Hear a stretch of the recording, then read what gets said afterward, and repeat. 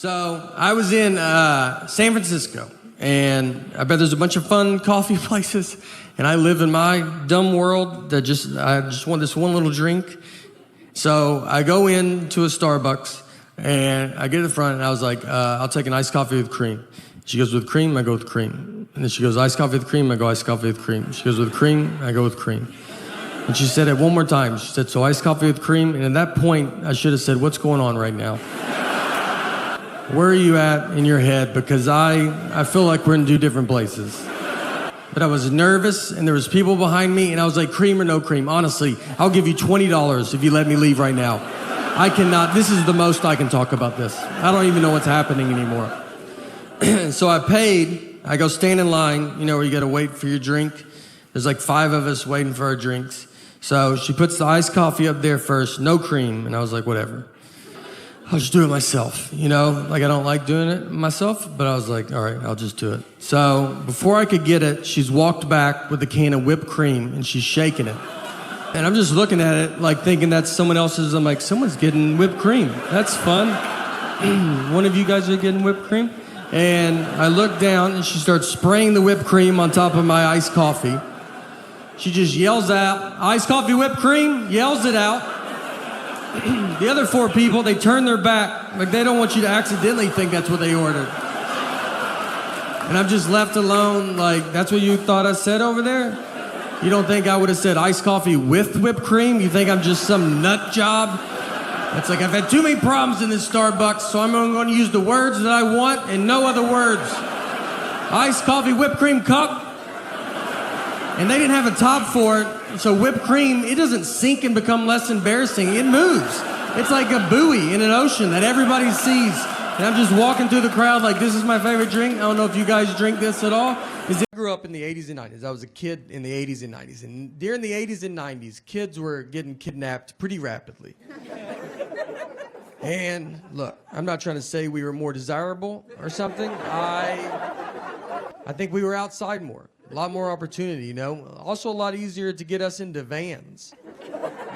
Didn't take much. And so parents back then, they would watch TV, and I think it would scare the parents. You know, you realize like now everything's a crime show. Everything that you watch is crime, podcasts are crime, movies are crime. You almost like see it so much. But back then, you only had so many channels. And then when they would watch these shows, they were very powerful shows. My parents used to watch a show called Rescue 911. And it would just show reenactments of crimes. And it was powerful. I've seen 3 seconds of Rescue 911. I remember walking through the living room. My parents are watching it. I look at the TV. A guy has a ski mask on, and a woman is asleep with her feet out from under the covers, and he started rubbing her foot. That's all I saw. I kept walking. I don't know what happened before or after, but I know I've never been able to sleep with my feet out from under the covers because I accidentally saw that 30 years ago. And my feet get so hot, and I want to put them out so bad. I mean, I try it every night for 30 years, and then that image pops in my head, and I yank them right back up. I'll be in a hotel room, and I'm like, look, you can't get in here, dude. You've locked everything. And I'm like, that's exactly what he's been waiting for. He's probably already in here. So my parents, I think, watched a Rescue 911 where a kid went missing. So it got them scared. They were like, I think they took it as like, look, you guys are getting kidnapped. There's nothing we can do. It's happening. So they wanted us to be prepared for it. So instead of like, I don't know, self-defense, give us a gun, I don't know, something. What they did was like, you know, you always hand out flyers if a kid goes missing. They were like, let's just get that flyer ready. We'll just do that, you know? So if a kid goes missing, they always have a flyer. They put a picture of the kid and all the information below the flyer. So the height, weight, eye color, all that stuff. So instead of making a flyer, what they made us do was we wrote on a piece of paper our name, height, weight, eye color, and then we just held it up against the wall, and they just took a picture of us. So the picture is us holding our own information. And they said, well, when the cops are like, hey, let's get a flyer ready, we're going to be like, well, we've been rooting for this to happen. We already have one made. And they're like, we'll give that to the police. Which, if we would have been kidnapped, my parents would be in prison right now. No one's going to believe you pre-took pictures. I mean, they're going to just look at this and be like, all right, just tell us where the kids are at. That would be the easiest thing to do. I've never seen this ever. They had to go get that printed at Walmart, too. You couldn't do that at home. You had to go show people that you're crazy. We walked in Walmart, and the guy was probably like, hey, do you think I could talk to your kids by themselves for a little bit? I'd love to just chat with them. Thank you. Thank you very much. It's very exciting. It's crazy. Look, if you're at home, I'm as shocked as you are that I'm here. So, it's, I've come to this building for a long time, and so it's unreal to be here at this Saturday Night Live, which is crazy. It's all right there. My name is Bargatze. I'm from Tennessee. I'm from the 1900s. And, I just think you gotta say it. Like, the world is so future now, and I feel in the way of it.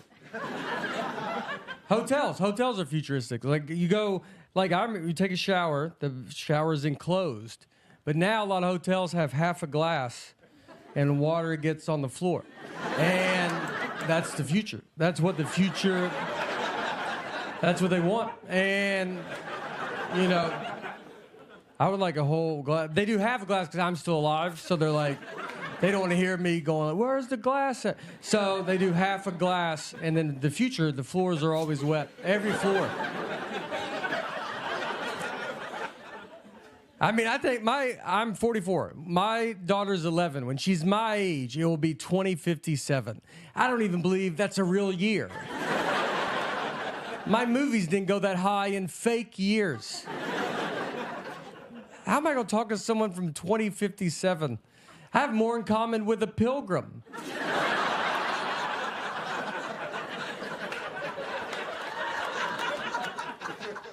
I saw too much old-timey stuff. I'm pre-internet. I mean, we go to a county fair, Wilson County Fair, and this is in Tennessee, if you're wondering. And we would go there. Fairs, I don't know how they're still open, but I don't think the government knows about them. I don't know. We ride these rides that were on the interstate an hour ago.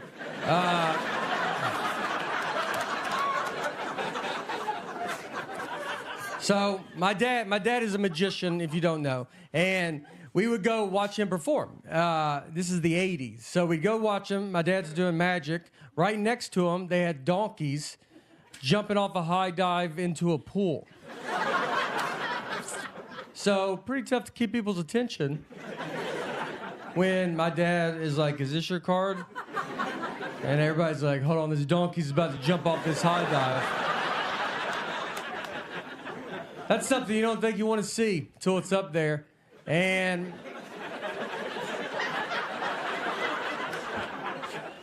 I use the word jump very loosely. Yeah, these donkeys are falling off this high dive, but can't put that on the sign, You gonna watch a donkey fall off a high dive? You're like, no. What if he jumped? Well, at least he's into it.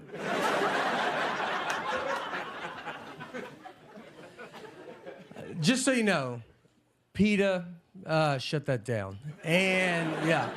And that was one everybody was like, we get that one. There's another one PETA had to shut down.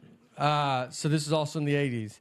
Pre-internet. You could fight an orangutan. You could fist fight an orangutan. This was offered. We didn't have a lot going on. This is what we had to do. And so orangutan would be in a boxing ring with boxing gloves on, and it would stand like this.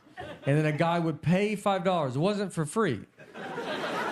You would pay, and then he'd go in there, and this orangutan would just knock this dude out. Because we didn't have the internet to look up how strong's an orangutan. So, yeah, it was, it was all word of mouth back then. You had to meet a guy that just fought an orangutan. And you're like, are they strong? You're like, yeah, dude. But the arms are skinny. I know. That's what I thought as well. That strength comes from somewhere. Look, if you think I'm old, there's people older than me still around. Yeah. That's crazy. It's crazy. Walking around. People from the 30s. My great Aunt Helen, from the 30s. She's deaf. They didn't know she was deaf until she was 9 years old. That's how long it took them to figure it. Deaf, one of the easier ones to figure out. And the doctors were baffled as they smoked in her face. And they're like, I don't know, you know? She's rude, I'll tell you that.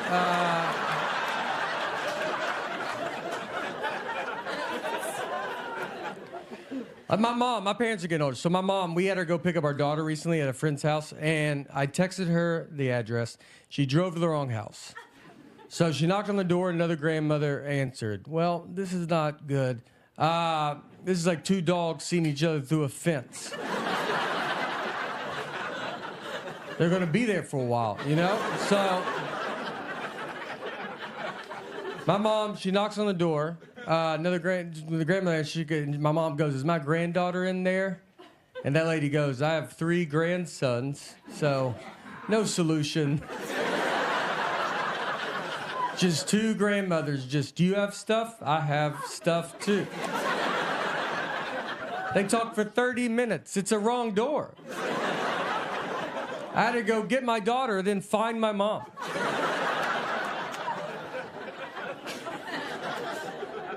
My dad, too. My dad's, my dad has surgery 8 times a year, probably. And he loves it. He loves it.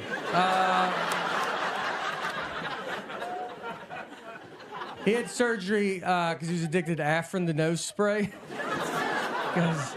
Look, I've been addicted to Afrin, the nose spray. If you don't know what it is, I would honestly tell you not to get involved. It's one of the best things I've ever been part of. Solves everything immediately. When I was on it too, my wife she'd be like, what's that? No, she'd hear one puff. What's that? I go, I ain't gonna live like this. I ain't worked this hard not to do Afrin in my own home. So, my dad goes to the doctor, and they were like, do you use Afrin? And he goes, no. And the doctor was like, I can see that you use it. I was just saying that. He goes, how long have you been using it? My dad said 5 years, which is a lie. But my mom was there, and she goes, how about 45 years? That's how long he's used it, 45 years. The back of the box says no more than 3 days. There's not a medicine on earth that tells you to give it a good 45-year run.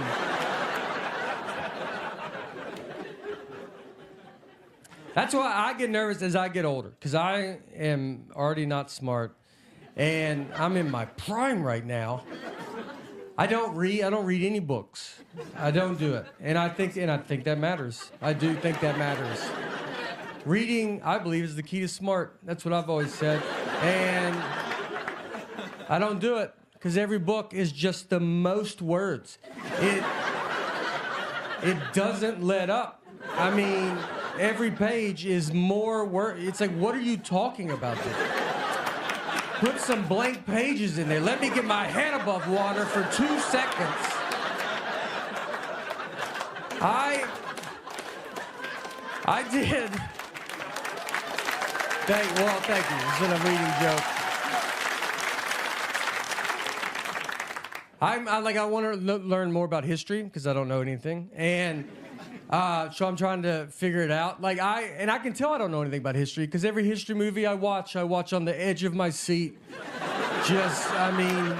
What is going to happen? I don't know. I watched the movie Pearl Harbor, and I was as surprised as they were. Just crazy. All right, we've got a great show for you tonight. Foo Fighters are here, so stick around and we'll be right back. So I was born in 1979, and the reason I say that, because if you are my age or just right around my age, maybe 78 to 80, you might realize, or maybe you don't know, I've never been called a millennial or Generation X. I've never even really heard any of those terms growing up. And now you hear them all the time. So I looked it up to try to see, I was like, what am I? And I'm technically nothing. I'm on a cusp. I'm a generation gap. And what we are called Zennials, or we're called the Oregon Trail generation, or we are called, my favorite name is the Lucky Ones. And it's true. We're very lucky. We actually grew up in two different worlds. When I was a kid, I grew up like it was the 50s. Like you would go outside and your parents just didn't know where you were. We went to school and played Oregon Trail on a computer at school. No one had a computer at home. It's like, what are you, a zillionaire? Like, I mean, you could. But then in high school, I had AOL. You know, we had a computer at home. Then I got a beeper, and then I got a cell phone. I didn't have social media until I was 26 with MySpace. You know, I mean, social media, like, whatever I did in high school is a rumor. It can't ruin my life.